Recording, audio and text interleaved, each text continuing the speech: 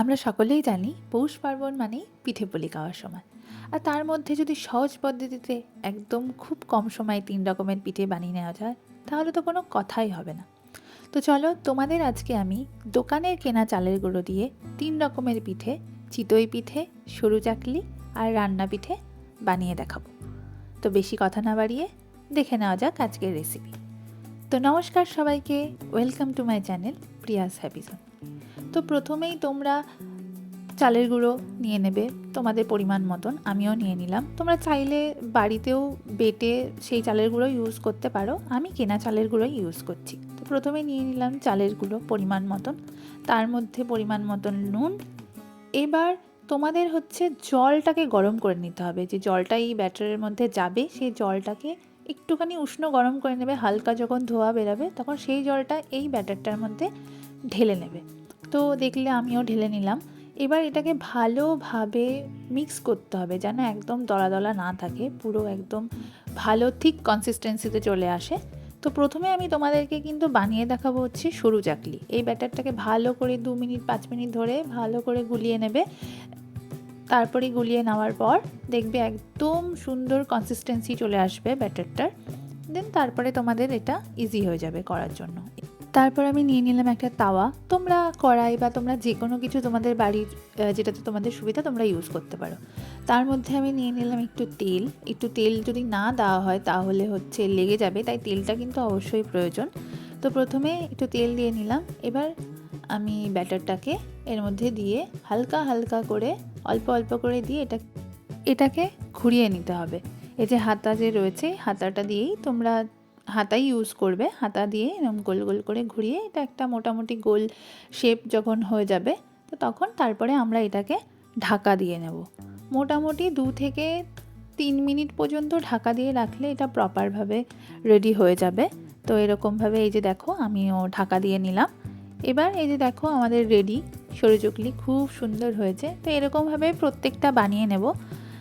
আর পৌষ পার্বণ আমরা ছোট থেকেই দেখে আসছি যে পৌষ পার্বণে মায়েরা, দিদারা, কাকিরা সব সময় নানা রকমের নানা কিছু, এখন হয়তো মানে সময়ের সাথে সাথে জিনিসগুলো বদলে যাচ্ছে, কিন্তু ছোটোবেলায় আমরা দেখতাম যে মা, কাকিরা, দিদারা সবাই খুব এক্সাইটমেন্ট নিয়ে বানাতো। বিশেষ করে দিদারা খুব এক্সাইটমেন্ট নিয়ে পিঠে বানাতো। এখন তো হয়তো এখনকারের মানুষেরা সেটা করে না।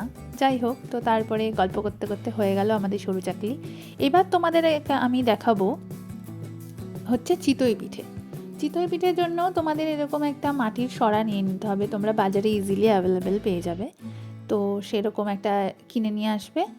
দেন তারপরে এর মধ্যে আমি দিয়ে নিলাম একটু তেল হালকা করে, কারণ তেলটা তো দিতে হবে, না হলে লেগে যাবে। এবার সেম ব্যাটারটাই আমরা আবার এখানে ইউজ করছি। তো সেম ব্যাটার দিয়ে এরকম আগের প্রসেসের মতো এর মধ্যে দিয়ে দিলাম। দিয়ে তারপরে এবার এটাকে ঢেকে নিলাম। এবার এটাও মোটামুটি 2-3 মিনিট 4 মিনিটের মধ্যে এটাও হয়ে যায় কমপ্লিট। তো তারপরে আমরা ঢাকনাটাকে তুলে নিয়ে দেখো প্রায় এটা হয়ে এসেছে।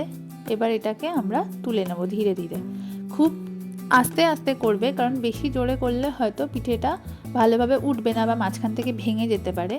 একবার তোমরা দেখে নেবে যে এটা ভালো মতন হয়েছে কিনা। তো এই যে দেখো হয়ে গেছে। পরেরটা, এটা সেকেন্ড। আগেকার দিনে যদিও এই যে এখন যে মাটির সরাগুলো আমরা কিনে ইউজ করি, সেটা আমরা দেখতাম ছোটোবেলায় যে আমাদের দিদারা যারা ছিল, তো তারা নিজের হাতে বানাতো এই সরাগুলো। তখন তো অত কেনার ব্যাপার ছিল না, তো তখন সবাই দেখতাম যে পৌষ মাসটা পুরো 1 মাস ধরে তোড়জোড় চলতো, চালের গুঁড়ো বানানো, বাটা। তো তখনকারের দিনগুলো একটা আলাদাই ছিল। তো এই দেখো আমার পিঠেগুলো তোমাদের সাথে গল্প করতে করতে পিঠেগুলো তৈরি করা হয়ে গেল। খুব সুন্দর দেখতে আর ভীষণ সফট, খুব সুন্দর হয়েছিল খেতে। তোমরা চাইলে পাটালি গুড় বা যে কোনো টাইপের গুড় দিয়ে তোমরা খেতে পারো, যেটা মানে যেমন বলে খেজুরি গুড়, এইসব টাইপের গুড় দিয়ে তোমরা খেতে পারো, খুব সুন্দর লাগে খেতে। তো এরপরে আমি তোমাদের দেখাবো। তো 2 রকমের পিঠে কিন্তু আমাদের হয়ে গেল খুব তাড়াতাড়ি ইজিভাবে একই ব্যাটার দিয়ে। তো এবার যে আমরা বানালাম যে চিতই পিঠেগুলো, ওই চিতই পিঠেগুলো দিয়েই তোমাদেরকে দেখাবো যে রান্না পিঠে কীভাবে বানাতে হয়। এই যে তোমরা প্রথমেই দেখছো যে আমি একটা নিয়ে নিয়েছি বাটি। তো ওর মধ্যে প্রথমে একটু জল আর গুড় দিয়ে নিয়ে ভালো করে গুলিয়ে নিতে হবে। গুলিয়ে নেওয়ার পর তার মধ্যে যে আমরা যে পিঠেগুলো বানালাম ওগুলোকে আমরা এর মধ্যে দিয়ে দেবো।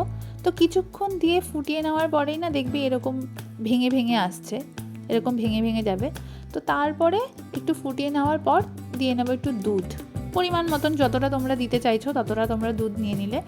তো দুধ নিয়ে নেওয়ার পর আবার এটাকে ভালো করে ঘোরাবে, ভালো করে কিছুক্ষণ ফুটবে, সেদ্ধ হবে। দেন তারপরে দেখবে যে এটাও খুব সুন্দরভাবে রেডি হয়ে গেছে। এই দেখো আমারও এটা রেডি। আরও বেশ কিছুক্ষণ ফোটালে এটা একদম ভালো থিক কনসিস্টেন্সিতে চলে আসবে। তো এই ছিল আজকে আমার রেসিপি। ভালো লাগলে অবশ্যই তোমরা বাড়িতে বানিও। আর ভালো থেকো, ততক্ষণ সুস্থ থেকো। দেখা হচ্ছে আবার পরের ভিডিওতে।